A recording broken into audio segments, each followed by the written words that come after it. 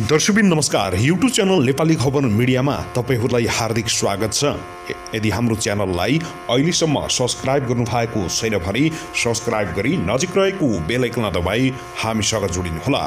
दर्शकबिन आज हामी तपाईहरु माझ निकै नै महत्त्वपूर्ण खबरका साथ उपस्थित भइसकेका छौं। यो भिडियोलाई अन्तिमसम्म हेरी हामी साथ दिनु होला।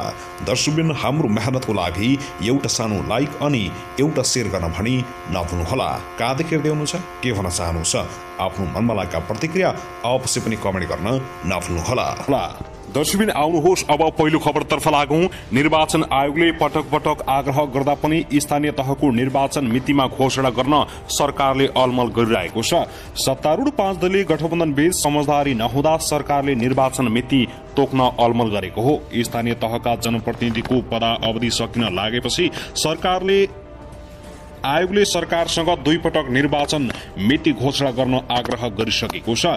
तर सत्ता साझेदार दलहरू नेकपा माओवादी केन्द्र र नेकपा एकीकृत समाजवादीले तत्कालै निर्वाचन नचाहँदा आयोगको प्रस्ताव अनुसार मिति घोषणा गर्ने कुरामा सरकारलाई सकस परेको छ।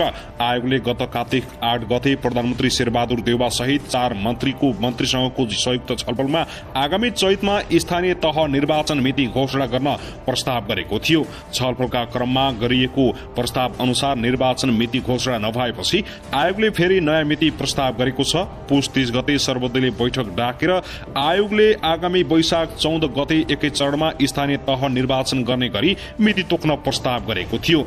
बैठकमा आयोगका प्रमुख निर्वाचन आयुक्त दिनेश कुमार थपलियाले एकै पटक सम्भव नभए पहिलो चरण वैशाख 14 र दोस्रो चरणमा वैशाख 22 गते 2 चरणमा निर्वाचन गर्न उपयुक्त हुने प्रस्ताव गरेका थिए। छलफलका क्रममा उनले माघ पहिलो साताभित्रै स्थानीय तह मिति नतोकिए प्राविधिक व्यवस्थापकीय र व्यावहारिक दृष्टिकोणले निर्वाचन गर्न कठिन हुने समेत बताएका छन्। स्थानीय तहको निर्वाचन गर्न कम्तीमा 53 क्रियाकलाप सम्पन्न गर्नुपर्ने र त्यसका लागि कानूनत 120 दिन आवश्यक पर्ने भएकाले माघ पहिलो साताभित्रै मिति तोकिनुपर्ने आयोगको भनाइ छ। स्थानीय तहको निर्वाचनका विषयमा गठबन्धन बीच साझा धारणा बन्न नसकेका कारण मिति घोषणामा ढिलै भइरहेको नेपाली कांग्रेसका एक नेताले बताएका छन्।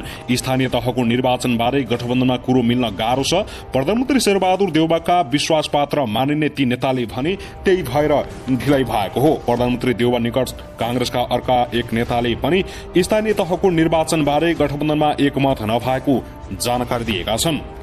दर्शकबिन त्यसैगरी उता भने प्रमुख प्रतिपक्षी दल नेकपा एमालेका उपमहासचिव प्रदीप कुमार गेवालले निर्वाचन आयोगले सिफारिश गर्दा पनि सरकारले स्थानीय तहको निर्वाचनको मिति घोषणा नगर्नुले आशंका पैदा भएको बताएका छन्। गेवालले भने सरकार र गठबन्धनका दलको नियतमाथि आशंका पैदा गरेको बताएका हुन्। आयोगले 100 दिनको समय मागेर सिफारिश गरेको महिना दिन बितिसकेको छ।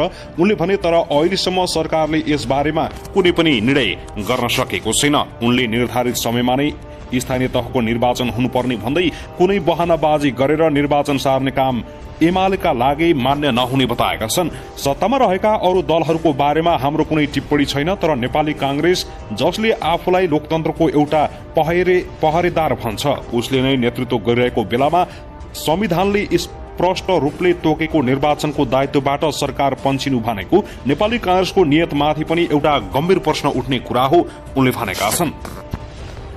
दर्शकबिन त्यसैगरी नेपाल सरकारले महाकाली पूर्वका लिम्पियाधुरा, लिपुलेक र कालापानी नेपालका अभिनव भूभाग रहेको स्पष्ट पारेको छ। भारतका प्रधानमन्त्री नरेन्द्र मोदीले लिपुलेक जोड्ने बाटो विस्तार भइरहेको भनाई सार्वजनिक गरेको 17 दिनपछि नेपाल सरकारले प्रतिक्रिया जनाएको हो। सरकारले भारतलाई कूटनीतिक नोट पनि पठाउने तयारी गरेको उच्च सरकारी स्रोतले जानकारी दिएको छ। सरकारका प्रवक्ता एवं संचार तथा सूचना प्रविधि मन्त्री ज्ञानेन्द्र बहादुर कार्कीले भारतलाई एकपछि सड़क निर्माण तथा विस्तार रोक्न आग्रह गर्दै आएको समेत स्पष्टीकरण दिएका छन्। सत्तारूढ कांग्रेस तथा प्रतिपक्षी एमाले सहित सबै दलले भारतद्वारा लिपुलेक जोड्ने सड़क विस्तारको विरोध गरिरहेका बेला सरकारले आइतबार आधिकारिक धारणा सार्वजनिक गरेको हो। 3 बुँदे धारणामा सरकारले भारतसँग कूटनीतिक माध्यमबाट सीमा समस्या समाधान गर्न सरकार प्रतिबद्ध रहेको पनि जनाएको छ। भारतले शनिबार विज्ञप्ति जारी गर्दै विद्यमान कूटनीतिक संयन्त्रमा सीमाका विषयमा छलफल हुनुपर्ने धारणा सार्वजनिक गरेको थियो। महाकाली नदी पूर्वका लिम्पियाधुरा, लिपुलेक र कालापानी नेपालको अभिन्न भूभाग हो भन्ने तथ्यमा नेपाल सरकार दृढ र स्पष्ट छ। आइतबार आयोजित पत्रकार सम्मेलनमा सरकारका प्रवक्ता कार्कीले सार्वजनिक गरेको सरकारी धारणाको पहिलो बुँदामा यस्तो भनिएको छ। त्यस्तै दोस्रो बुँदामा भनिएको छ, नेपाल सरकारले भारत सरकारलाई नेपाली भूभाग भएर जाने कुनै किसिमको एकपक्षीय सडक निर्माण विस्तार रोक्न आग्रह गर्दै आएको छ। तेस्रो बुँदामा पनि भनिएको छ, नेपाल भारतको बीच रहि आएको घनिष्ठ र मैत्रीपूर्ण सम्बन्धको मर्म र भावना अनुसार दुई देश बीचको सीमा समस्याको समाधान ऐतिहासिक सन्धि सम्झौता र तथ्य नक्सा सहित प्रमाणको आधारमा कूटनीतिक माध्यमबाट नेपाल सरकार प्रतिबद्ध रहि आएको छ। दर्शकबिन त्यसैगरी काठमाडौँबाट पोखरा उडेको गुण एयरलाइन्सको जहाजको डोर अनलक भएपछि काठमाडौँ नै फर्काइएर सुरक्षित अवतरण गराइएको छ।